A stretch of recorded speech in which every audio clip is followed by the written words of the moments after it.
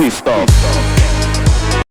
Hello everyone, welcome back to our YouTube channel my notes coaching academy. So आज का हमारा topic है narration. Narration क्या होता है और क्या क्या इसमें रूल्स होते हैं, इसमें क्या इनडायरेक्ट स्पीच होती है और क्या डायरेक्ट स्पीच होती है, आज हम ये देखने वाले हैं। तो सबसे पहले नरेशन होता क्या है? नरेशन यानी किसी के द्वारा नरेट की हुई बात। जब भी कोई दो पर्सन आपस में बात कर रहे होते हैं तो वो एक दूसरे से क्या बोलते हैं, क्या नरेट करता है बोलने वाला और सुनने वाला, उसमें नरेशन उसको बोला जाता है। जैसे यहाँ पे लिखा है, in English narration refers to the act of telling a story और providing a spoken description of events, especially in a narrative और फिल्म।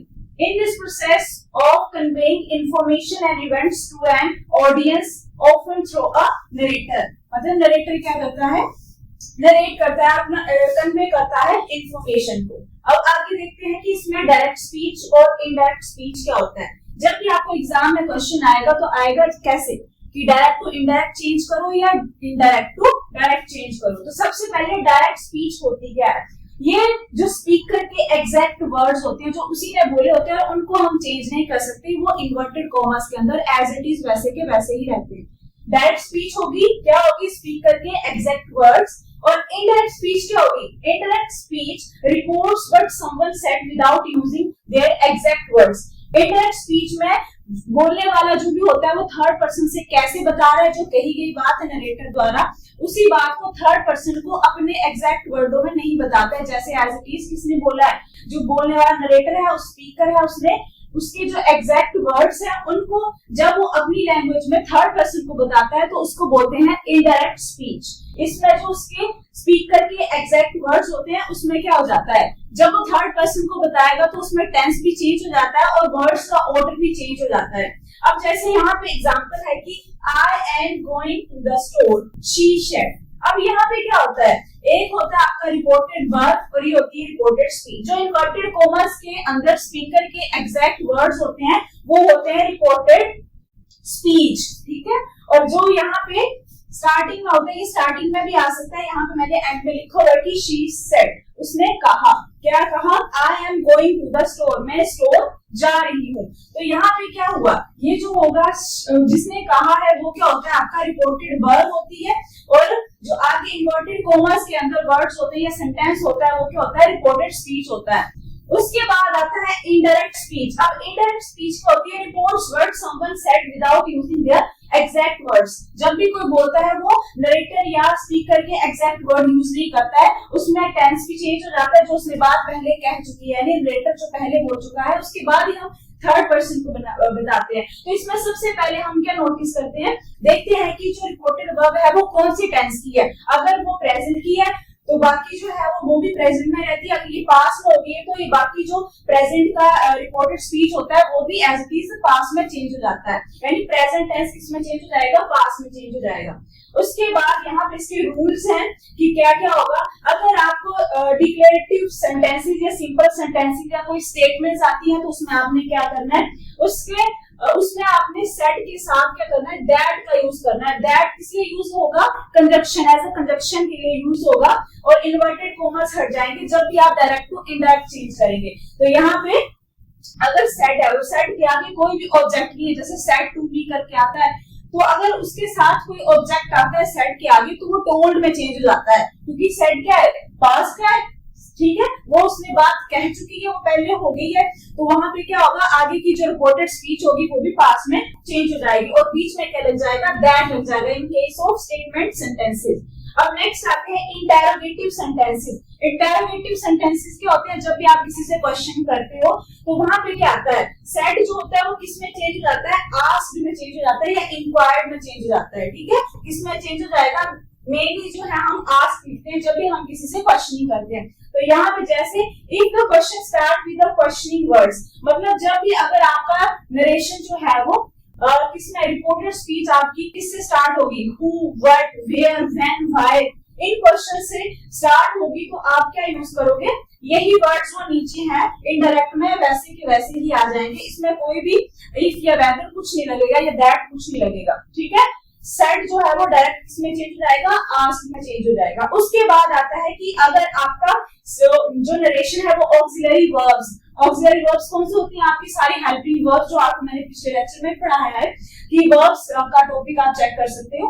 तो वहां पे वर्ब्स, ऑक्सिलरी वर्ब्स कौन कौन सी होती है? हमारी इज, आर, वाज, वर, ये सारी क्या है? हैज, हैव, ये सारी ऑक्सिलरी वर्ब्स है। अगर आपका जो नरेशन है वो इनसे स्टार्ट हो रहा है, क्वेश्चन आपका इज हेल्पिंग वर्ब से स्टार्ट हो रहा है, तो वहां पे आप एज ए कंजक्शन कौन सा वर्ड यूज करोगे? इफ या वेदर। जब भी आप थर्ड पर्सन को बताओगे या उसको डायरेक्ट को इनडायरेक्ट में चेंज करोगे तो आप क्या यूज करोगे? इफ और वेदर। ठीक है, तो जैसे मैंने एग्जांपल लिखा है यहाँ पर, he said are you going, तो यहाँ पे देखो कि यहाँ पे हेल्पिंग वर्ब यानी ऑक्सिलरी वर्ब आर से स्टार्ट हुआ है, आर यू गोइंग, क्वेश्चन कर रहा है, तो यहाँ पे ही सेड की जगह क्या आ जाएगा?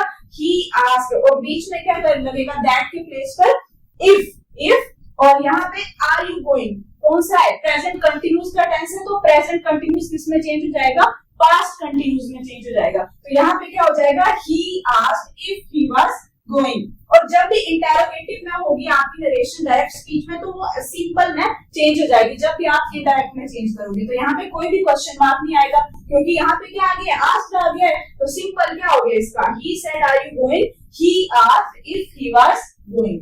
अब रूल देख लेते हैं कि इंपेरेटिव सेंटेंसेस में क्या करना है आपने, एक्सक्लेमेटरी सेंटेंसेस में क्या करना है। तो सबसे पहले अगर आपको इंपेरेटिव सेंटेंसेस आते हैं, इंपेरेटिव सेंटेंसेस कौन से होते हैं? जहां पे कमांड की जा रही हो, किसी से रिक्वेस्ट की जा रही हो, तो वहां पे क्या आएगा? रिक्वेस्टेड आ जाता है। जैसे आस्क किसलिए आया? इंटरोगेटिव सेंटेंसेस में आया, जहां आप क्वेश्चन कर रहे थे, और यहाँ पे क्या है? इंपेरेटिव सेंटेंसेस यानी कमांड या रिक्वेस्ट आ जाएगा, तो वहां पे क्या हो जाएगा? आपका सेड किसमें चेंज हो जाएगा? आस्क्ड, ordered, requested, इन वर्ड्स में चेंज हो जाएगा।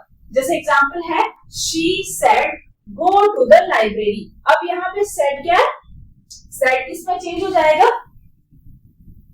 she told me to go to library। या जैसे वो क्या कर रही है? रिक्वेस्ट तो नहीं कर रही है, क्योंकि रिक्वेस्ट के लिए क्या आ जाता है? प्लीज वर्ड आ जाता है। अब यहाँ पे कमांडेड भी लिख सकते हो आप, she commanded me to go to the library। अब नेक्स्ट आता है एक्सक्लेमेटरी सेंटेंसेस। एक्सक्लेमेटरी क्या होते हैं? जैसे इसमें आपके एक्सप्रेशंस, फीलिंग, इमोशंस आ जाते हैं, है ना, रिएक्शंस आ जाते हैं। तो यहाँ पे क्या हो जाएगा?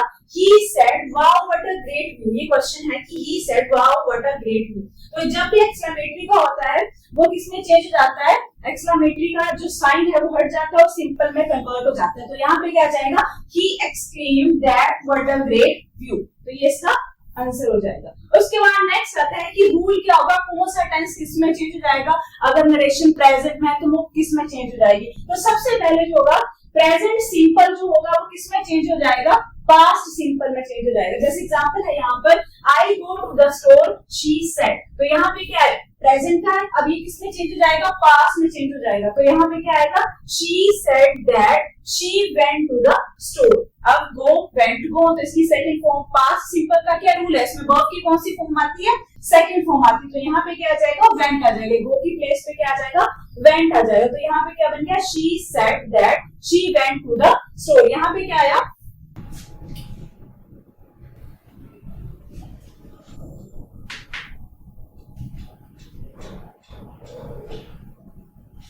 जैसे यहाँ पे मैंने लिखा है I go to the store, she said. तो यहाँ पे किसने कहा? शी, उसने कहा, तो क्या आ गया? She said. और कंजंक्शन के लिए बीच में क्या यूज करोगे? दैट यूज करोगे। अब यहाँ पे क्या आ गया? शी, थर्ड पर्सन को बताओगे तो क्या आ जाएगा? आई का रिलेशन किसके साथ होता है? जो रिपोर्टेड वर्ब के साथ होती है। तो कौन जा रही है स्टोर? शी। तो शी, और गो की जगह क्या आ जाएगा? वेंट आ जाएगा। वेंट क्यों आया? क्योंकि पास्ट सिंपल का रूल है, वर्ब की कौन सी फॉर्म आती है? सेकंड फॉर्म आती है। तो यहाँ पे क्या हो गया? She said that she went to the store. अब नेक्स्ट आता है आपको प्रेजेंट कंटिन्यूस होगा, तो वो किस में चेंज हो जाएगा? जब भी आपकी नरेशन प्रेजेंट कंटिन्यूस में होगी तो वो पास्ट कंटिन्यूस में चेंज हो जाएगी। अब प्रेजेंट कंटिन्यूस का रूल क्या है? पास्ट कंटिन्यूस का रूल क्या है? उसमें वाज वर्ड आ जाता है, इसमें is am are helping verbs use होती हैं। तो यहाँ पे क्या आ जाएगा? I am reading a book, he explain. तो यहाँ पे क्या होगा? He explain that. अब यहाँ पे आई एम है, तो ये क्या है? प्रेजेंट कंटिन्यूस और ये पास्ट कंटिन्यूस में चेंज हो जाएगा। तो कौन सी हेल्पिंग वर्ब यूज करते हैं? जैसे मैंने बताया आपको, वाज या वर। वाज किस लिए आता है? सिंगुलर के लिए आता है, और वर किस लिए आता है? प्लूरल के लिए आता है। तो यहाँ पे क्या होगा? he explained that he was reading a book। अब रहेगा तो कंटिन्यूस, क्योंकि प्रेजेंट पास्ट में चेंज हो रहा है, लेकिन किसमें? कंटिन्यूस का रहेगा टेंस। तो यहाँ पे क्या होगा? वर्ब के साथ आईएनजी वैसे का वैसा ही लगा रहेगा। समझ में आ गया। उसके बाद नेक्स्ट आता है हमारे पास प्रेजेंट परफेक्ट, किसमें चेंज हो जाएगा, सेम एज इट इज, जैसे प्रेजेंट पास्ट में चेंज हो रहा था, प्रेजेंट सिंपल पास्ट सिंपल में चेंज हो रहा था, वैसे ही प्रेजेंट परफेक्ट भी किसमें चेंज हो जाएगा, पास्ट परफेक्ट में चेंज हो जाएगा। तो इसका रूल क्या होता है, हैव हैड आता है, इसमें क्या हो जाएगा, हैड आता है। तो यहाँ पे जैसे एग्जांपल लिखा है I have finished my work she said, तो यहाँ पे क्या होगा, she said that she had. अब मैंने क्या बोला था कि जहां भी नरेशन जो स्टार्ट होती है, जो रिपोर्टेड वर्ब होती है, उसका रिलेशन किसके साथ होता है, जो रिपोर्टेड वर्ब होती है, यानी रिपोर्टेड स्पीच का जो भी सब्जेक्ट होगा उसका रिलेशन किसके साथ होगा, रिपोर्टेड वर्ब के साथ। तो यहाँ पे किसकी बात हो रही है, शी की बात हो रही है, तो यहाँ पे क्या होगा, she said that she had. अब हैड किसमें चेंज हो जाएगा, जैसे प्रेजेंट परफेक्ट का था तो वो किसमें चेंज हो गया, पास्ट परफेक्ट में, तो हैव का क्या हो जाएगा, हैड हो जाएगा। She said that she had finished her work. उसके बाद आता है हमारे पास पास्ट सिंपल होगा तो किसमें चेंज हो जाएगा, पास्ट परफेक्ट में।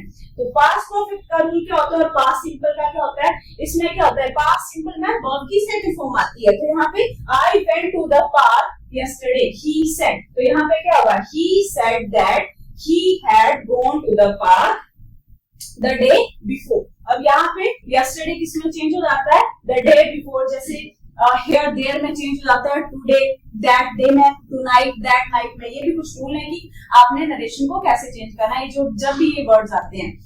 उसके बाद आता है हमारे पास लास्ट पास्ट कंटिन्यूस, किसमें चेंज हो जाएगा, पास्ट परफेक्ट कंटिन्यूस में। तो यहाँ पे we were watching TV they said, तो दे सेड दैट। अब वैसे ही सेम रिपोर्टेड स्पीच का जो सब्जेक्ट है उसका रिलेशन किसके साथ होगा, रिपोर्टेड वर्ब के साथ। तो यहाँ पे किसकी बात हो रही है, दे सेड, उनकी। They said that they had been watching TV। अब उसके बाद आता है फ्यूचर सिंपल, किसमें चेंज हो जाएगा, अगर उसमें कंडीशनल पास्ट टेंस है या कंडीशनल है, उसमें कुछ भी कंडीशन आ रही है, जैसे यहाँ पे he I will be there he said, तो यहाँ पे क्या होगा, he said that he would be there। अब will किसमें चेंज हो जाएगा, would में, shall should में, can could में। तो ये आपको याद रखना है कि कौन सा जो हेल्पिंग वर्ब है वो किसमें चेंज हो जाएगी। अब यहाँ पे आता है कंडीशनल, या कंडीशनल आपको नरेशन आ रही है, उसमें कंडीशन होती है, जैसे यहाँ पे if I had the money I would buy a car, अगर मेरे पास पैसा होता तो मैं कार खरीदता, कंडीशन है। तो यहाँ पे क्या आएगा, कैसे चेंज होगा ये, he said that if he had the money, if he had the money same as it is आ गया। यहाँ पे क्या आया, सिर्फ जो सब्जेक्ट था यहाँ पे आई था, आई का रिलेशन जैसे मैंने बोला किसके साथ होगा, जो आपकी रिपोर्टेड वर्ब होगी, किसकी बात हो रही है, ही। तो यहाँ पे क्या आएगा, he said that if he had the money he would buy a car। आपने ऐसे सोच रहे हैं कि हम नरेशन क्या, जो स्पीकर बोल रहा है उन्हीं की जो बातें हैं हम किसी थर्ड पर्सन को बता रहे हैं, तो हम कैसे यूज करेंगे, कैसे वर्ड्स को चेंज करेंगे, कैसे वर्ड्स का ऑर्डर चेंज हो जाएगा और कैसे उनका टेंस चेंज हो जाएगा। तो टेंस के लिए यूज आपने रूल याद रखना है, जो प्रेजेंट है वो पास्ट में चेंज हो जाएगा, अगर कंटिन्यूस है प्रेजेंट कंटिन्यूस तो वो पास्ट कंटिन्यूस में चेंज हो जाएगा, पास्ट का सिंपल होगा तो पास्ट परफेक्ट में चेंज हो जाएगा। यहाँ पे जैसे लास्ट है हमारे पास पास्ट परफेक्ट रिमेन अनचेंज्ड। अब ये पास्ट जो आता है लास्ट आता है, इसमें कोई भी चेंज नहीं आता है, ये एज इट इज वैसा का वैसा ही रहता है। इसमें सिर्फ क्या होगा, I had finished my work she had, तो यहाँ पे हैड ऑलरेडी है क्योंकि हैड तो हम पहले से कन्वर्ट कर रहे हैं, हैव को हैड में किया। अब हैड को किस में करेंगे, नहीं करेंगे चेंज क्योंकि ये पास्ट परफेक्ट है। तो आपने याद रखना है जो पास्ट परफेक्ट है वो बिल्कुल